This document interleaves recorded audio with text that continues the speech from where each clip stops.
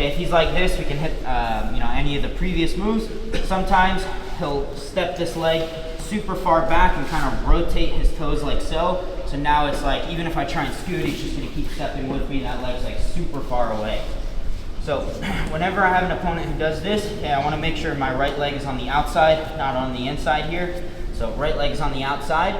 Now from here, I'm gonna look to start extracting my left leg, and as I extract my left leg, I'm gonna look to start gripping down by his Achilles like so. Okay, again, we don't want like elbow on the mat here where my forearm doesn't cover his shoelaces. We wanna be cutting our elbow across like so, just to make it more difficult for him to kick out.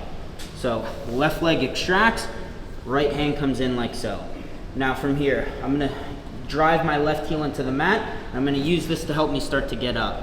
Now from here, my left knee is gonna drop behind. At the same time, my hand is gonna start reaching for his far thigh like so, and I'm gonna focus on getting my shoulder in behind his hamstring. Now from here, I'm gonna start turning side on so that my shoulder drives into the back of his hamstring. At the same time, I'm gonna start stepping my right leg up, and I'm just gonna really turn side on to get my opponent's hands down towards the mat.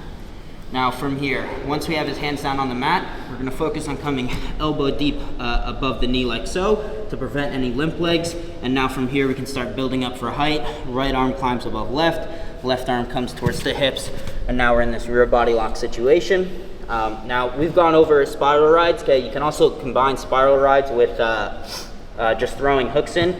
So sometimes what'll happen, right? So initially, a lot of times in 4-point, their hands and feet are close together. So now it's kind of hard to throw hooks in, and they can use hands to fight it out. What you can do is you can use the thread of a spiral ride to get his hands and feet further away from each other.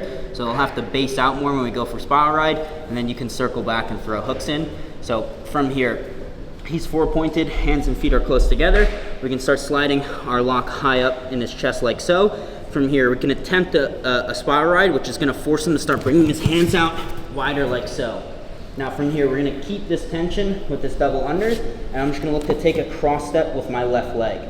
Now from here, I'm just gonna take a big step over the top, throw my second hook in. When we lock in like so, notice how I have one long hook and one short hook. If I'm square, there's a thread sliding off. So whenever we're in this position, we always have this long hook and short hook. Now from here, I'll transfer from double unders off into a power half. I'll start punching his chin in towards his chest, and now we can fully break him down and secure the back position.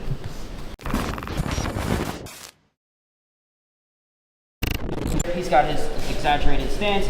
From here, we build up. Now, when I was showing you guys, I wanted to show it slow so you guys can see the hand position and everything. But as I'm building up in live, it's gonna look more like this, where left knee drops and right knee comes up and I turn side on. Okay, if you guys just, in live training, if you guys just end up stopping into this position like so, it's gonna feel kind of clunky and awkward to turn side on. So when you guys go to do it live, it's gonna be like, as my left knee drops, my right knee comes off the mat and I turn side on, and it's gonna really put a lot of pressure onto his hands.